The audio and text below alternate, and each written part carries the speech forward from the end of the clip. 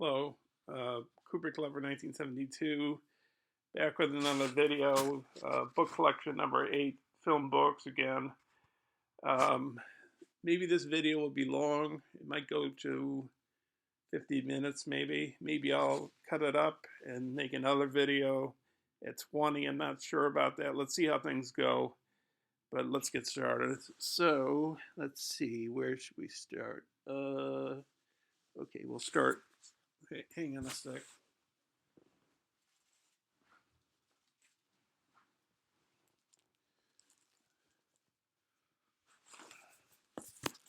So, um,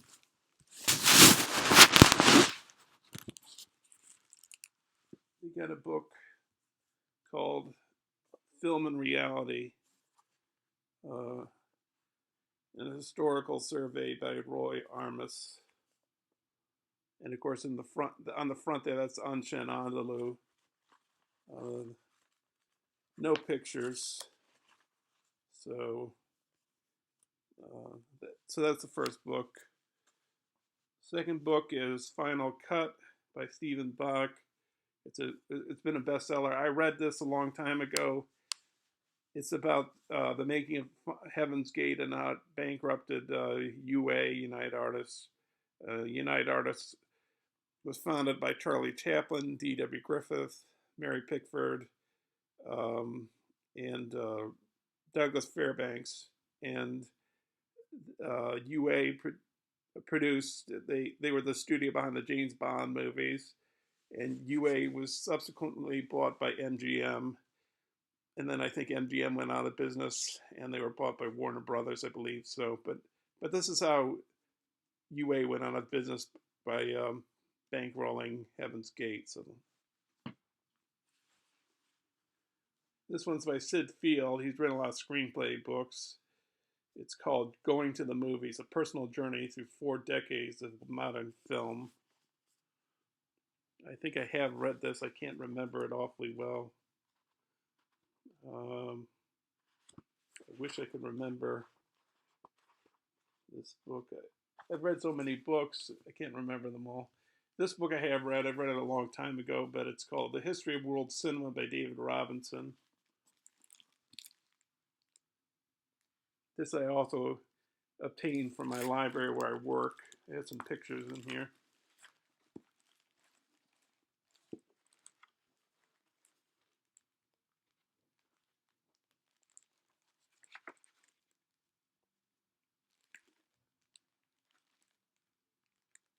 I think that's L'Avventura there.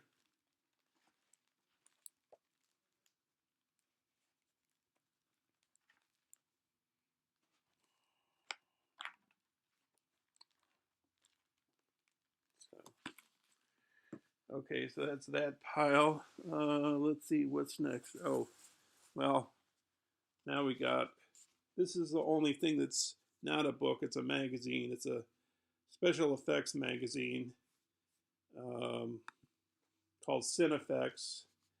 And I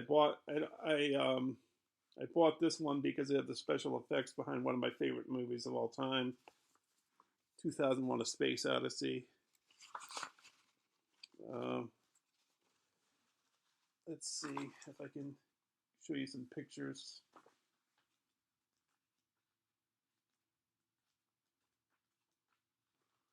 Yeah, so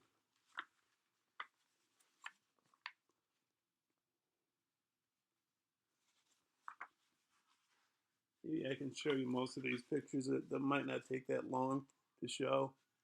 Stanley Kubrick and Arthur C. Clarke there.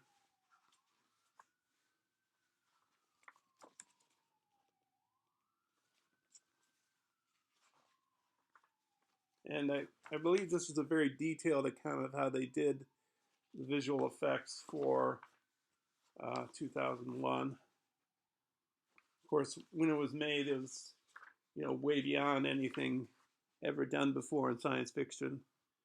Much higher budget and much more convincing special effects. Not saying that other films with visual effects before then weren't significant or didn't have a place in film history, but this was a major milestone.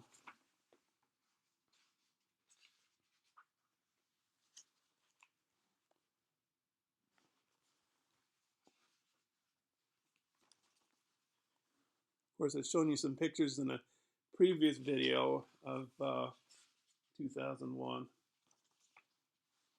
There's that centrifuge set I'm talking about again. Yeah, the camera operator right here, and of course the centrifuge set on the outside, and of course this is what, wait a minute, this is what it looks like inside when you're watching the movie. And then of course the pod bay room, the Discovery outside, which was a model, of course, at that time. That wasn't really CGI at that time. But it gets into every single detail you'd want to know about how they did it.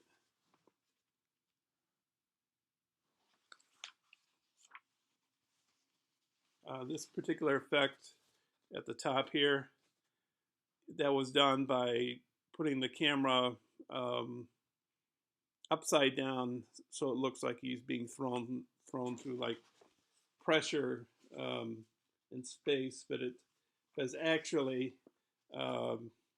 just the camera's upside down. That's all. And this right here was called a process by Douglas Trumbull, who'd later go on to do his own film called Silent Running, and then he did the special effects for Close Encounters of the Third Kind. But this process is called slit scan, the Stargate sequence. It's where you put like colored lights through a slit and film, I think, at fast motion maybe, to give this kind of color blur. And then of course these are like negatives, or like that one is a negative. And then this up here, not sure, but like some of it's like large pictures of like plastic, you know, or large slow motion of like paint dripping into a can or something to give all those images of things in space. I don't know space terms, you know, scientific space terms with like white dwarfs and quasars and black holes and all that. So.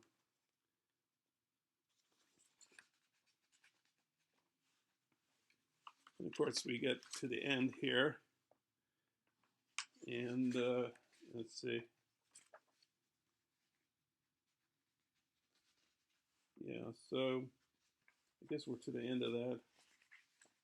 I don't think there's any more. I mean, there's other stuff in this magazine that I don't really want to gloss over that much, if at all. Not really. Okay, so that's that. Let's see. Next up, we have, I don't think this has pictures of this particular book.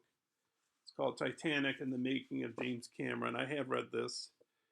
The Inside Story of the Three-Year Adventure that rewrote motion picture history by Paula Parisi.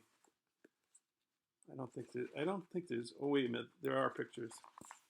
So there's Cameron there.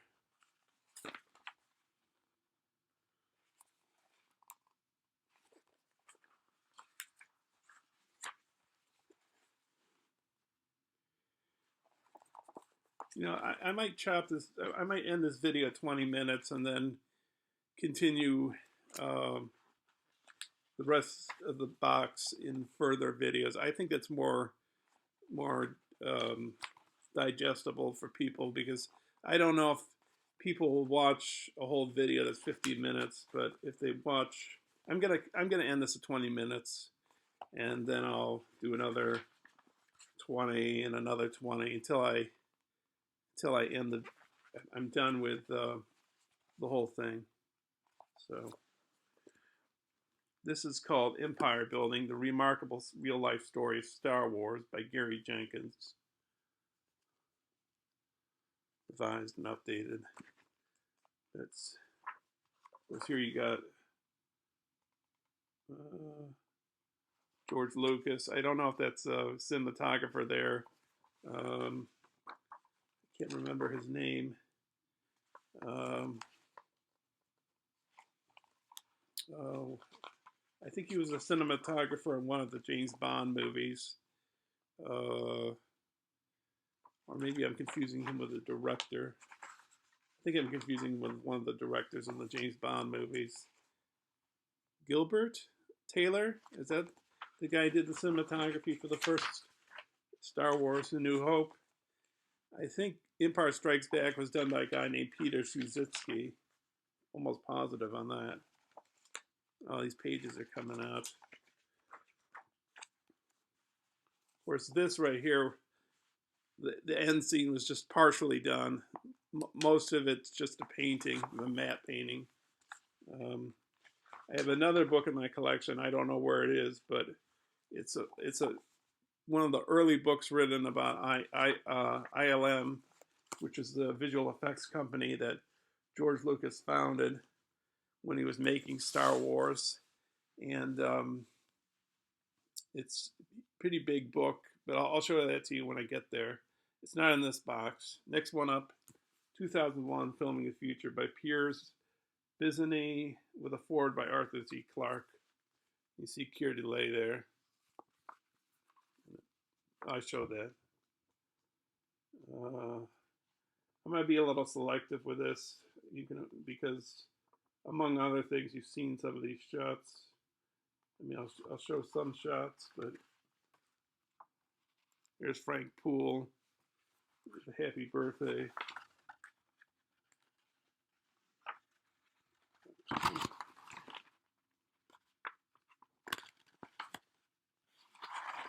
This is cool. This right here, if I can, that's pretty cool. And of course, this, which must look fantastic on a huge screen like in Cinerama. Here's some storyboards.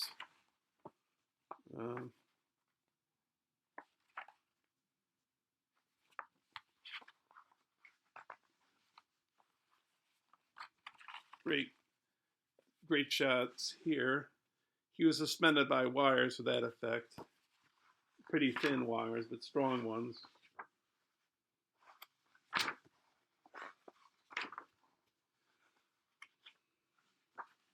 Of course, a Star Child there.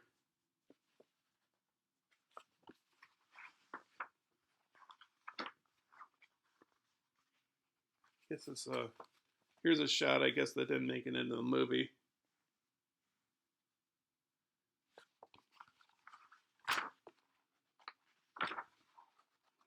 Of course, I'm going through it like page by page, and that's quite a lengthy process in the sense, because it's taking longer amount of time on the video.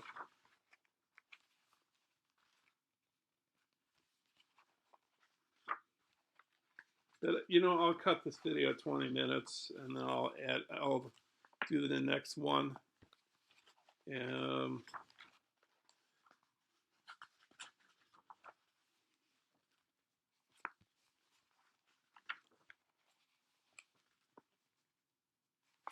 course, if you've seen 2001, you recognize some of these shots in here, some of these models.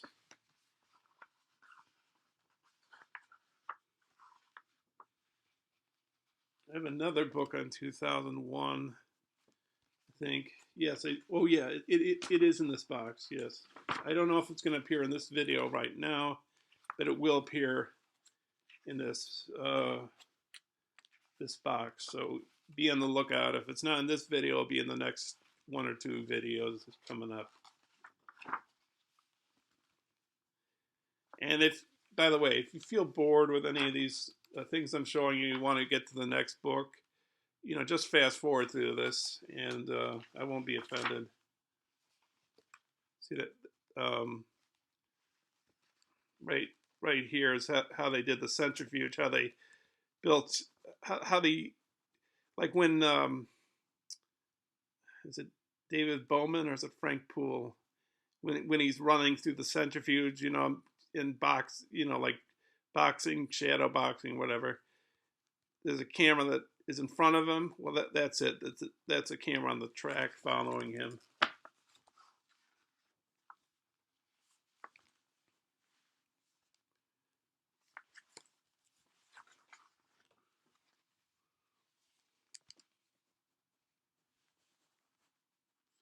Of course, I realize that showing you some of these books that I don't show you them very close up, so they might look a little. You might not see them very well. You might not see what I'm showing you extremely well. Maybe there's Kubrick.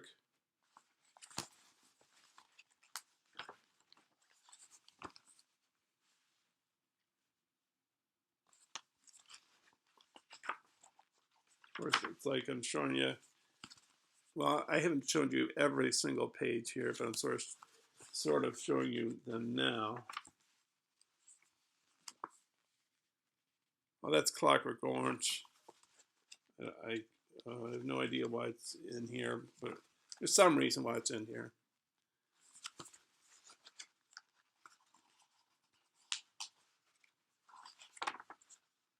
Of course, Killing, Barry Lyndon, another Clockwork Orange image.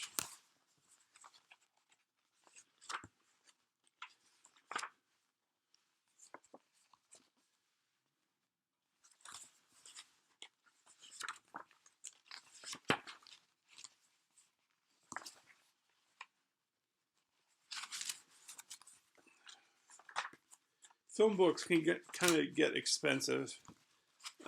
I don't really buy books anymore, but film books can be expensive. I think it's because of the paper they're printed on, the color on some of the pages if it's not black and white, the size of the books, so I think they can get kind of expensive, film books.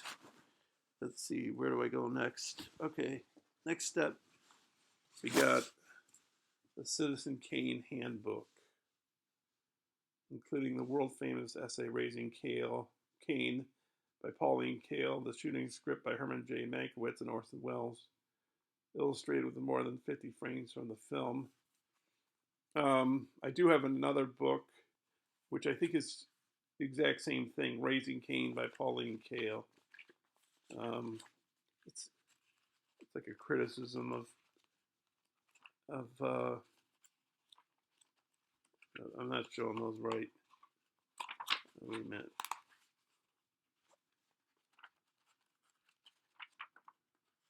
Well, I don't know. I'm not getting a good handle on this.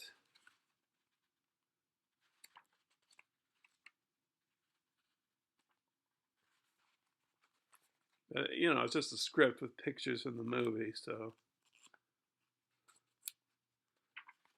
And I guess a essay by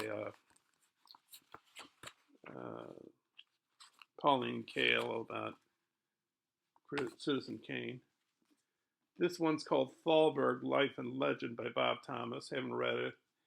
It's just about Irving Thalberg, who was, I can't remember which studio he worked for. Was it Universal? I can't remember. But he was a young guy. In fact, the Irving Thalberg Award at the Oscars was given to like producers, and I remember hearing of Irving Thalberg when I was a teenager, and I saw Steven Spielberg getting the Irving Thalberg Life Achievement Award, and like Irving Thalberg was like a legend. I think he was like he made some big films come into being, but he died very young from some reason. From some kind of disease or whatever. I'm gonna stop the video here. It's 20 minutes. I should have done that with a previous video. I know I was gonna do the whole box. I think it was maybe not the most prudent decision. So be on the lookout. Book collection number 9 is coming up, so I'll see you there. Okay, bye.